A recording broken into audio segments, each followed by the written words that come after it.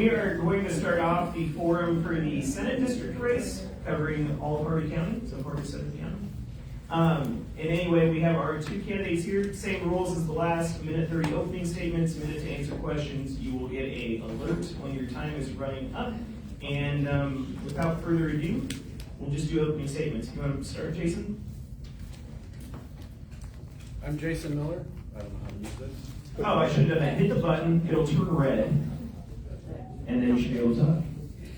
I'm Jason Miller. I'm running for Kansas Senate District 31 to follow in the footsteps of my friend Carolyn McGinn.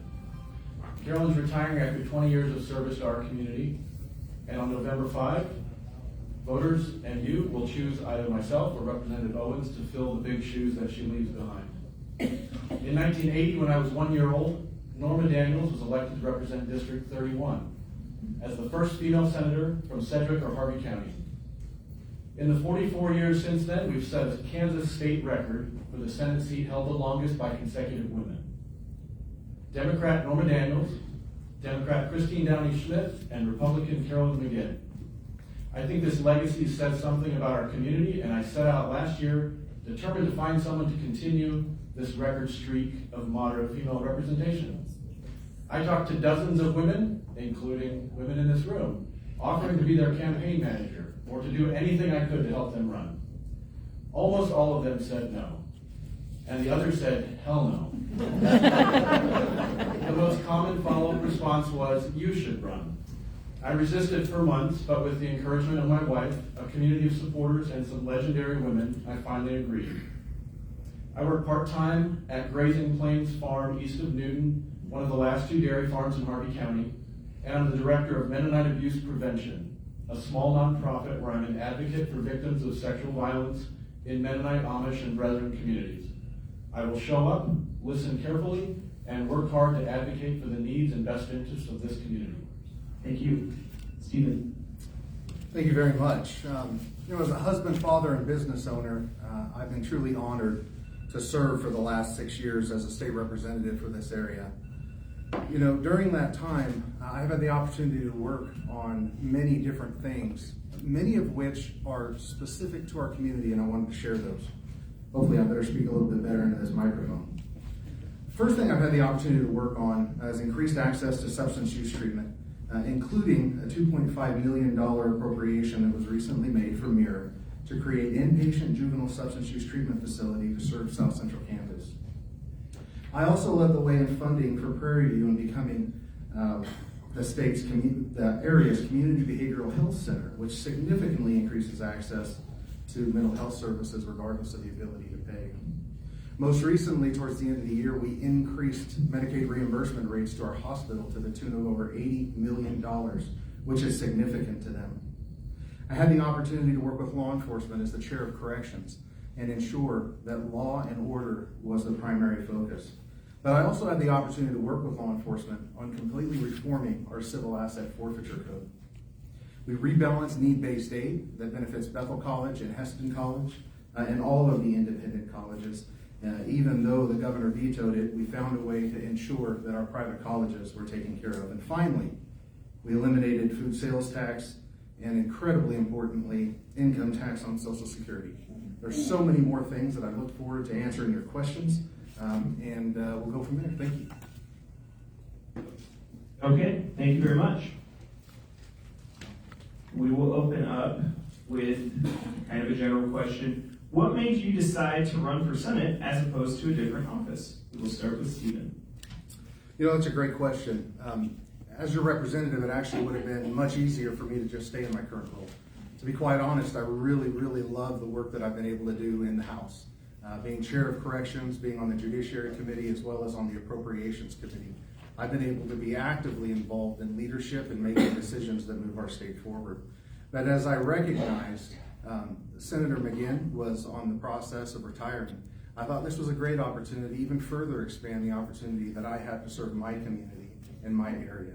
And so the district, as mentioned earlier, covers all of Harvey County and then northern Sedgwick County, which includes Park City, Valley Center, Keachai, Mount Hope, and a few other areas down there. And so for me, it was just a further opportunity to serve our community, because that is what we're called to do, is to be servants to our community. Thank you. Jason? I partly answered this question, but I've been friends with Carolyn again for 10 years since she helped with some of our issues with foster kids and adoption and then losing our son. And so in August, Representative Owens announced that he was going to primary Carolyn, and then she announced later in January that she was going to retire. And that was part of my motivation, was to thinking about the legacy of our district and what to me seems like a long legacy of moderate representation.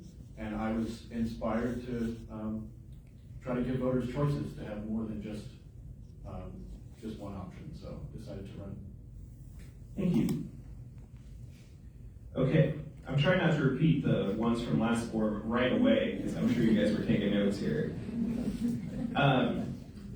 Here's a question that we didn't ask last forum. What do you believe the state's role should be with mental health care access? How should the state fill that role? Jason? I have significant personal experience with this. Without going into a lot of details, I would like to see the state treat people with respect and compassion and have a system set up so that when someone asks for help, they receive the help at the time they ask for it. We had a son who asked repeatedly at ComCare in the largest city in Kansas, telling them that he was suicidal, asking them for help, and was repeatedly turned away because they said he wasn't bad enough, which was similar to what we experienced earlier when we were parenting. Often we would call for help and they would say, well, it's not bad enough yet. Has he actually hurt himself yet? Has he actually hurt you yet? And by pushing things that we were trying to save money, the system tries to save money, but by doing that, we end up forcing people to get worse, and we end up paying more in the end than if we would just treat it when people come to us for help. Thank you. Stephen? Yeah, access to mental health is so incredibly important. I too have experienced traumatic loss due to suicide. I lost a little brother at 18 in Halstead, and it was absolutely tragic and difficult on our family, and that sent some of my own children into a spiral as well. And so my focus on mental health has been significant. One of the biggest things that we did, and I briefly mentioned it, was supported Prairie View in becoming a community behavioral health center. So why is that different than a community mental health center? It is because they now have an ER, aka mental health emergency room at Prairie View, where anybody, regardless of the ability to pay, can get the access they need. During my time in Topeka, I've supported creation of the 988 system, which allows people that are in a mental health crisis to call 988 and to be able to receive resources. In addition, through my committee just this past year, we criminalized coercing suicide. I had no idea what a pervasive problem it was through social media, having people who truly are having mental health crisis being encouraged to commit suicide by people, and now that's illegal. Thank you. Okay, this card says, the court may render a decision on allowing the Convention of the States resolution be resolved by the Kansas legislature. In the event it does, will you vote to support a Convention of the States and have Kansas join the other 19 states seeking to have a convention to amend the U.S. Constitution? Stephen. Thank you. I've always been a strong supporter of the Convention of States. That option was put in the Constitution by the framers.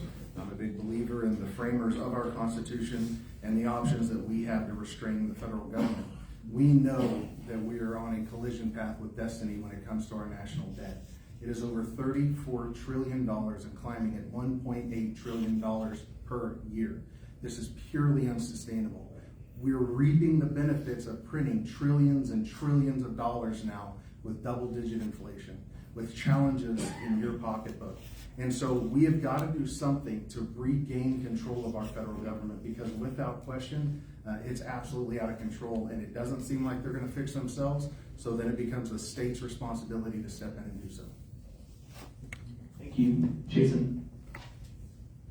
As best I understand the intention of this, I don't support Convention of States, because what seems to be the case is that it would open up a can of worms that you can't really control. Once the Convention of States, as I understand it from reading, is opening up to making dramatic changes to the U.S. Constitution without limiting. There's some requests I get related to, as a candidate, related to term limits, which I would support. But it can turn into something quite different. My understanding is, I don't know very much about it, but that generally I would say I would support it. Thank you. The state is statutorily required to fund 90% of the excess cost of local school districts' support for special education funding. Currently, the state funds approximately 70%. Will you favor legislation that increases that funding to a full 90% while maintaining the current funding formula? Jason. Yes, I support fully funding public education as required by the Supreme Court, as promised by the legislature. I also support fully funding special education. Some of the arguments that I've heard are that, well, the federal government isn't doing their part. To me, that's just an excuse. We can still do our part. The state has money.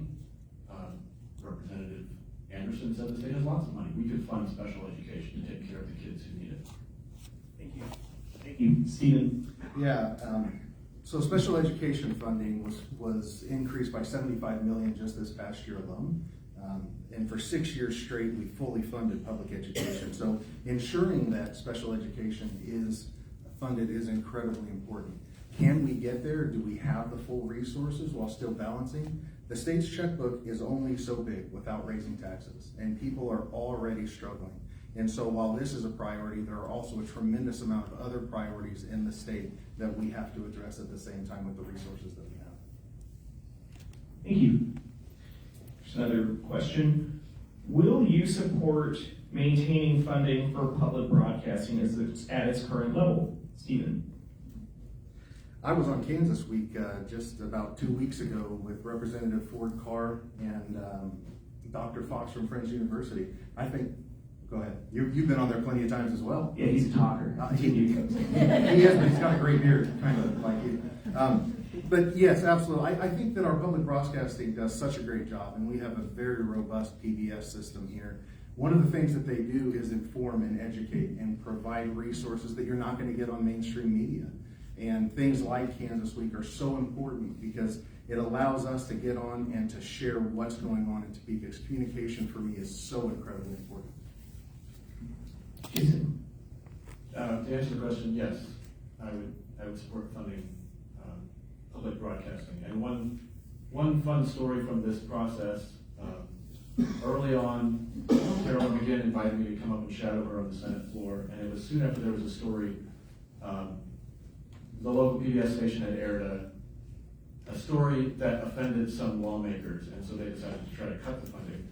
And Carolyn told me in her office that she just sort of laughed and said that as a result, she decided to increase the funding. So instead of being cut, it actually more funding because Carolyn really supports public broadcasting. There's a lot of things in going around the district that I've heard stories of what Senator McGinn did, including for me, that I didn't know until I started running. Things that she did with my story, our story of our son. She was a remarkable public servant. Thank you. This question says, we need dollars from the state coming back to the counties like we used to have years ago. Dollars are needed to help local taxes and have better roads and increase patrol officers. Will you help advocate for this?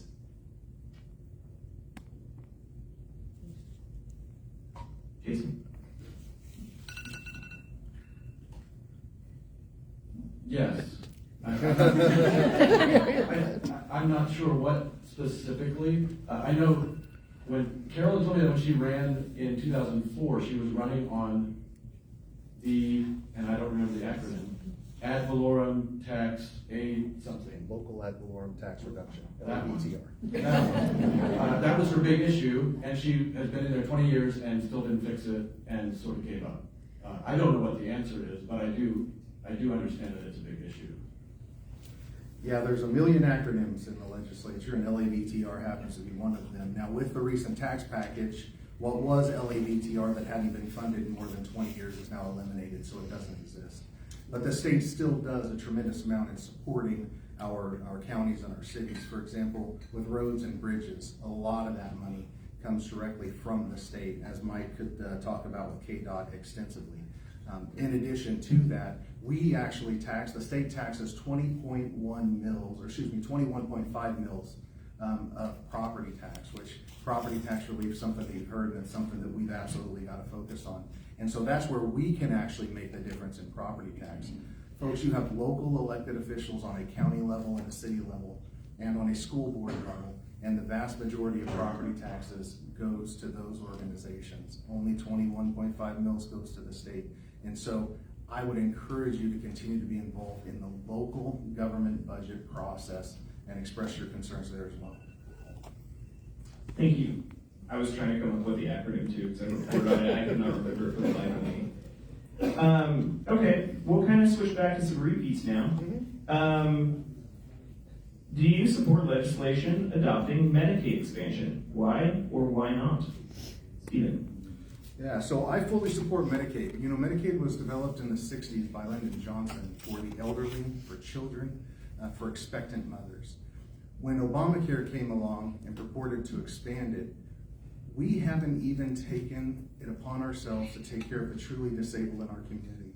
We have 7,000 Kansans, that some of which have been waiting more than 10 years for Medicaid services. So the idea that we're going to expand Obamacare and take those resources that those people have been waiting on for more than decades simply doesn't make sense.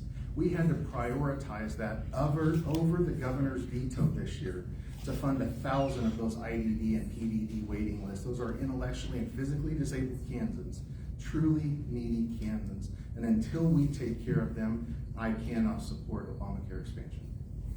Thank you. Jason.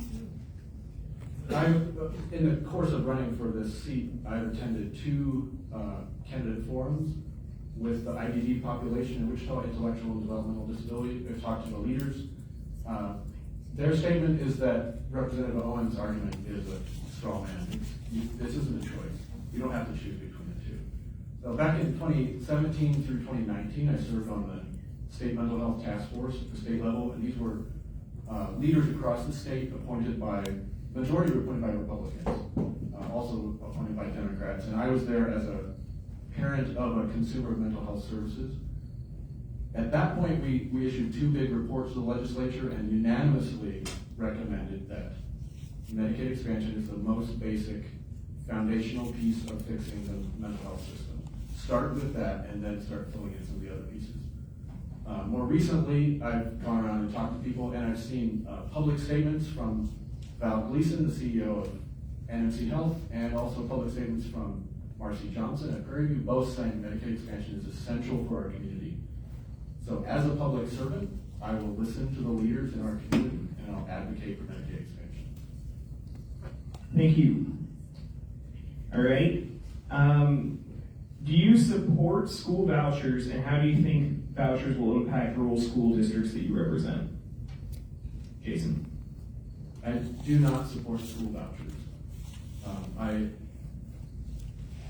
For one thing, I'm married to a public school teacher. But I also, speaking from personal experience, I was homeschooled for 3 years. I attended religious schools, and I also attended public schools. And parents in Kansas have lots of choices. They can choose homeschool, microschool, any sort of schooling they want.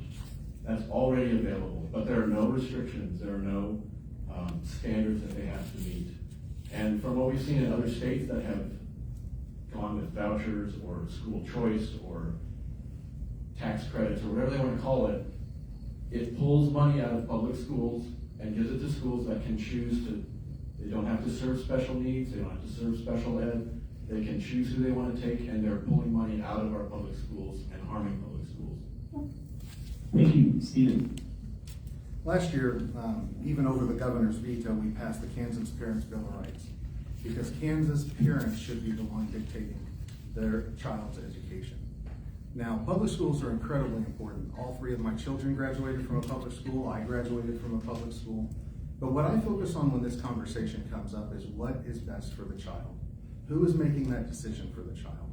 Sometimes competition in a quasi-government agency is actually a good thing, because it helps us to question and to make ourselves better as a system.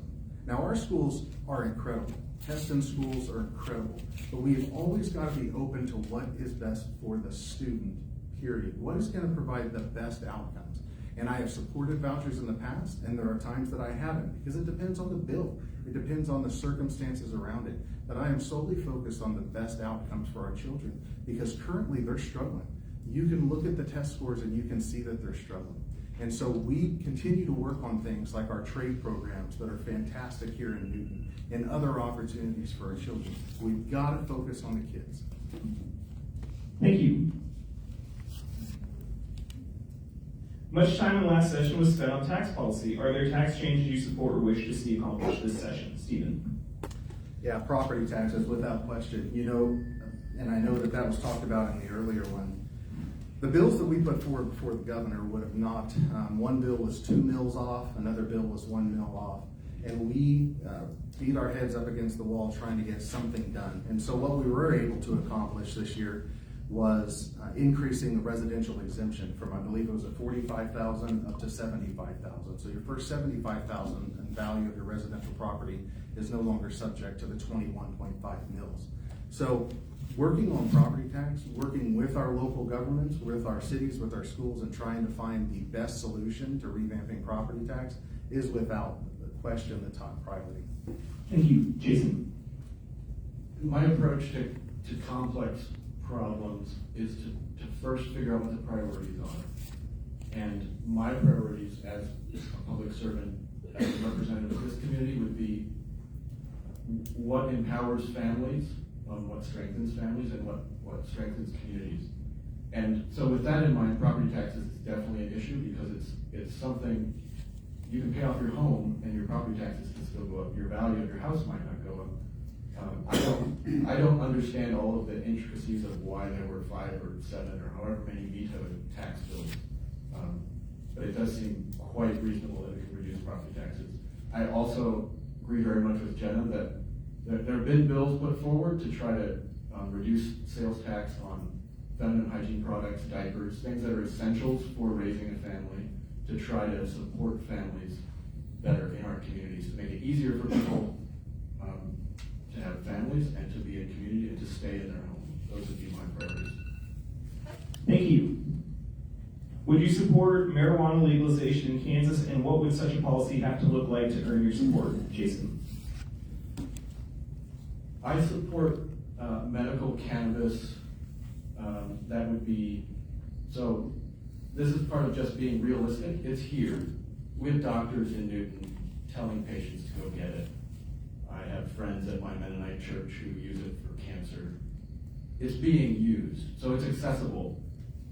What we need to do is make sure that that people have the information they need to make informed decisions. So you need to be able to know where it comes from, what the dosage is, what the effects are, have information, and like a medicine, or like perhaps even like alcohol, where you know what to expect, and then people can make decisions for themselves for medical cannabis.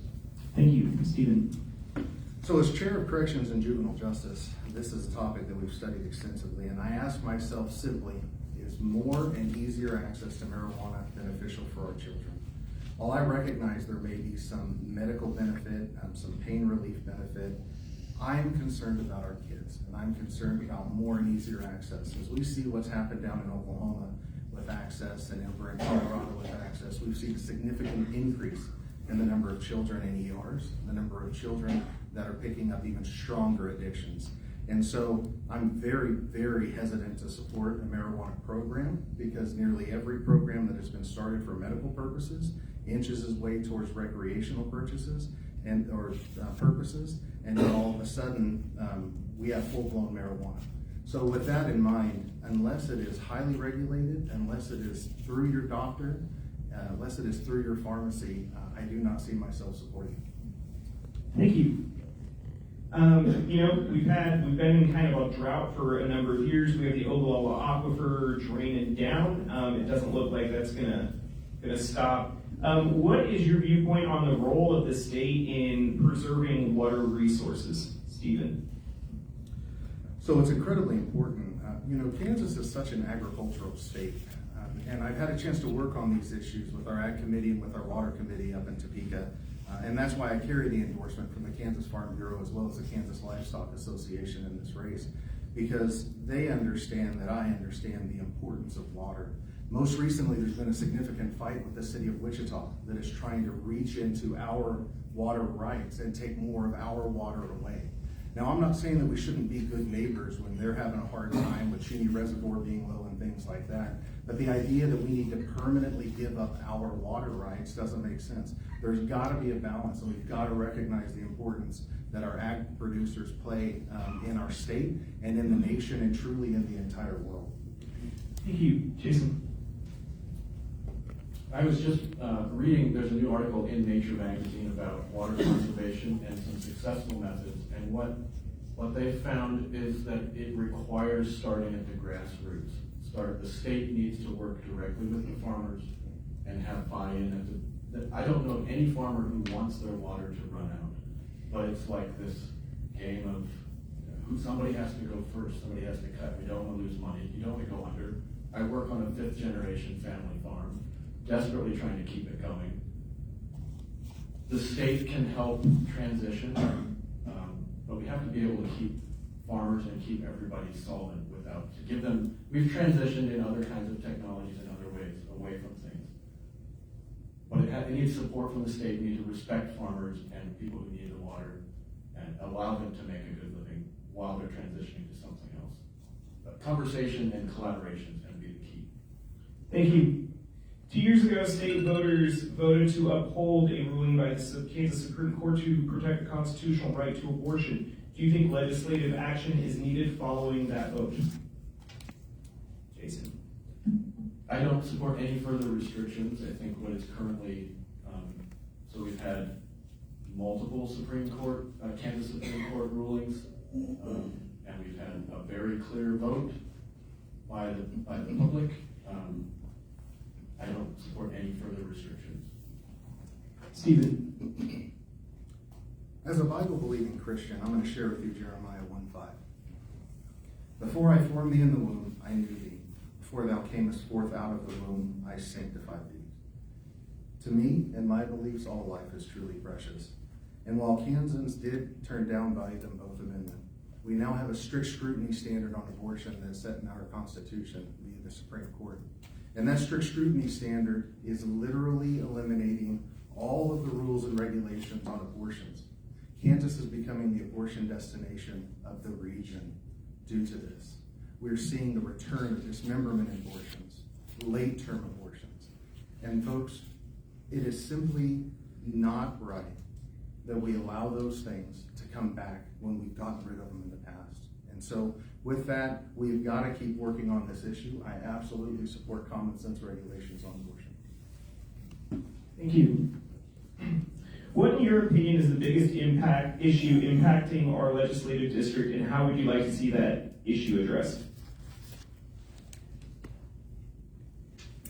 Sorry, Stephen. No, okay, I thought I was up. So just this morning, I was sitting in a Council of Governments meeting, and the Council of Governments is very unique to Harvey County. It's something that I really think other counties should adopt. But the Council of Governments is the mayor and the city administrator from each town in Harvey County that get together once a month to discuss what are our biggest challenges. And just this morning, we discussed the biggest challenge we're facing, which is a population decline in our county. Many other cities and counties around us are growing, but Harvey County is not. And we're on an unsustainable path. So what is the answer?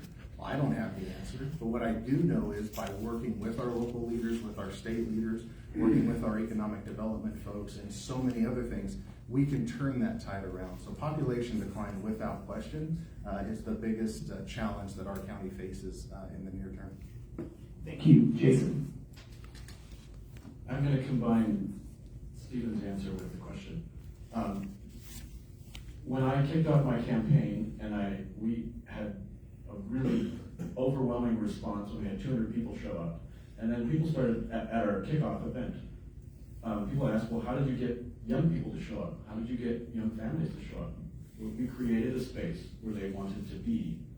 If we want Harvey County to be a space where families want to be, we have to listen to them and what they want. And they want good schools, they want good quality jobs, access to health care.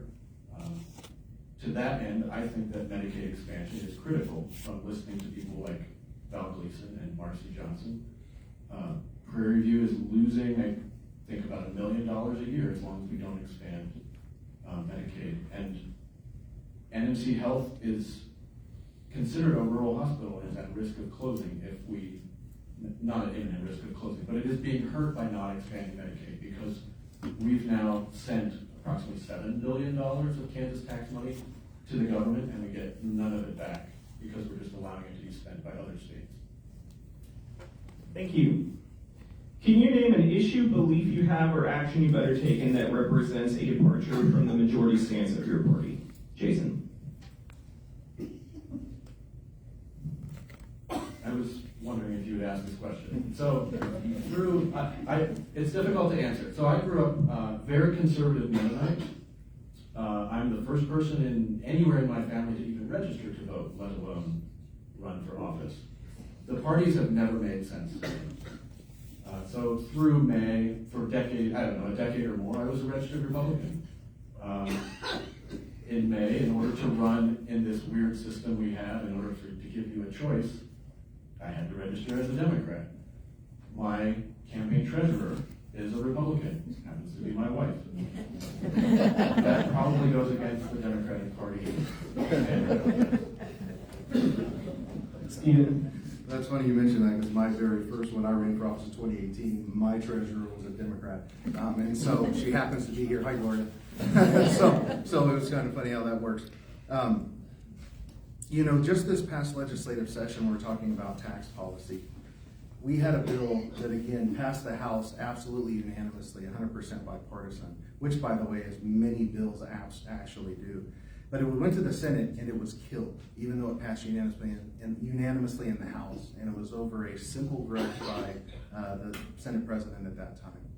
Well, then the Senate President brings forth a plan that is endorsed by the governor. We passed a 2-tier income tax system. She wanted a 3-tier income tax system. When their bill came over to the House, I stood against the Senate leadership, I stood against House leadership, and I brought the majority of Republicans and Democrats together to send that back to committee, and as a result of that, we ended up with a 2-tier tax system that eliminated the lowest tier, which benefits all Kansans. Thank you. All right, our time together is coming close to an end, so I will ask this question again. What is one issue that hasn't been asked tonight which you'd like to talk about? Stephen. You know, we haven't spent a whole lot of time on law and order and the importance of law and order in our community. I recently had the opportunity to sit with U.S. Senator Roger Marshall, as well as a representative from the Sheriff's Department, Police Department, and various other law enforcement agencies in the state, as well as Kansas Law Enforcement Training Center, and work on what are those challenges, where are our biggest problems, where are our pain points, and how can we ensure that Kansans remain safe. Law and order is a core function of government, and it is something that we absolutely have to make sure that is taken care of by our government.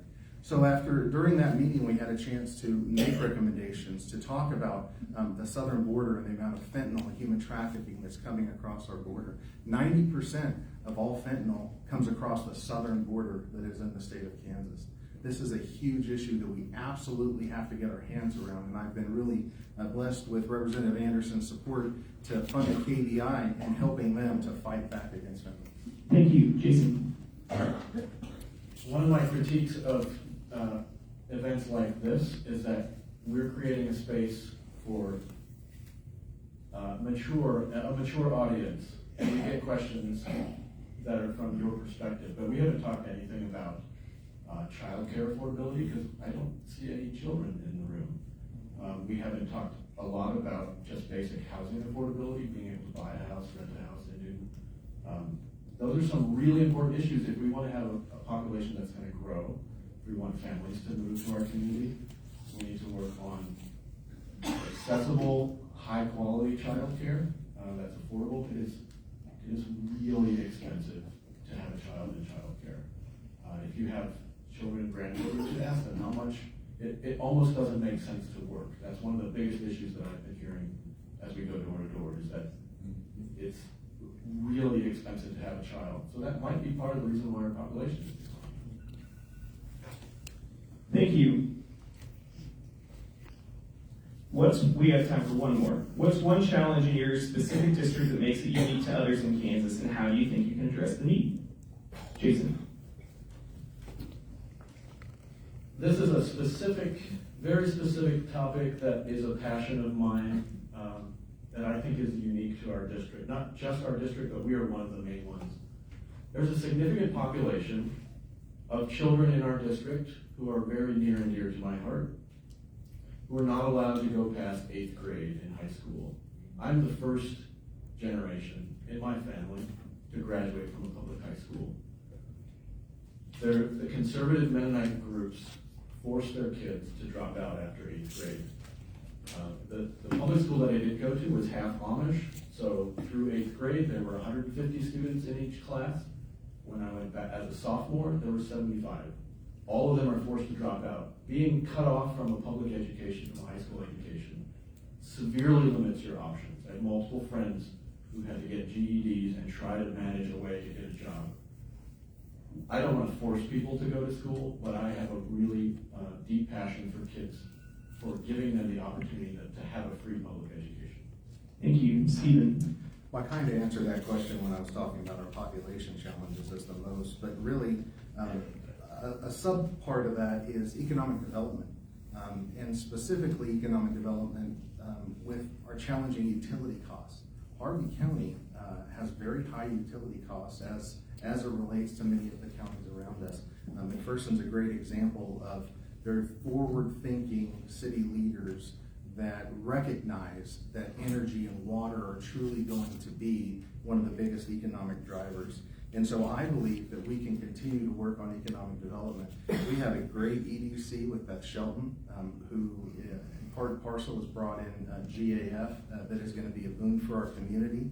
But there's so much more we can do, not only in the economic development realm, in the utility realm and forward thinking, but also in the entrepreneurship realm. I'm an entrepreneur. I've been self-employed for 25 years. I've started multiple businesses. I've failed at multiple businesses. I'm still ahead at the end of the day, and so I'm grateful for that, but we can do so much better in that realm. Thank you. And now for closing statements. Stephen, you will start. Thank you very much, and thank you for the opportunity to be here and share a few of the things. You know, we talked a bit about Medicaid expansion, and what some people believe how that's so incredibly important, but the reality is the Kansas Hospital Association endorses my candidacy because they know that through my leadership we've increased funding to our rural hospitals to over $80 million just last year alone. In addition, I've worked with our healthcare facilities to increase Medicaid reimbursement rates, and so I carry that endorsement. But I also carry the endorsement of the Kansas Independent Colleges Association, which includes Bethel and Heston College, Bethel College, of which I'm a graduate, for my work with those schools throughout the year. The Kansas Fraternal Order of Police and the Kansas State Troopers Association, as well as Sheriff Jeff Easter and Sheriff Chad Gay, both endorse my candidacy. And so I'm going to close with a quote that was printed in the paper today, and that is from Sheriff Chad Gay. In every endeavor, Stephen Owens has proven to be compassionate and effective leader, driven by a desire to uplift those around him. His vision for a safer, healthier Kansas is both inspiring and necessary. I wholeheartedly endorse his candidacy for the Kansas Senate District 31 and am confident that he will continue to make a significant impact in our community. And with that, folks, I humbly ask for your prayers and your vote on November 5th. Thank you. Jason. Thank you for the opportunity to introduce myself and answer questions. I decided to run for state senate because I believe voters deserve choices. I don't see this as a competition. I see it as an effort to provide you, the voters, with accurate information so you can make an informed choice on November 5. I hope that tonight you've understood some of those choices. We have different perspectives on Medicaid expansion, education funding, women's healthcare choices, a number of other things. I believe Medicaid expansion is a critical need because I listen to the leaders in our district. I'll advocate for fully funding public schools, including special education. I believe that every child has the right to a free public education, and I believe that public tax dollars belong in public schools. I'm committed to the protection of women's healthcare choices and the right of every Kansan to marry the person they love and to create a family with the people they choose. I'll work to strengthen all families through fair taxes, good quality jobs, accessible health care, and affordable housing.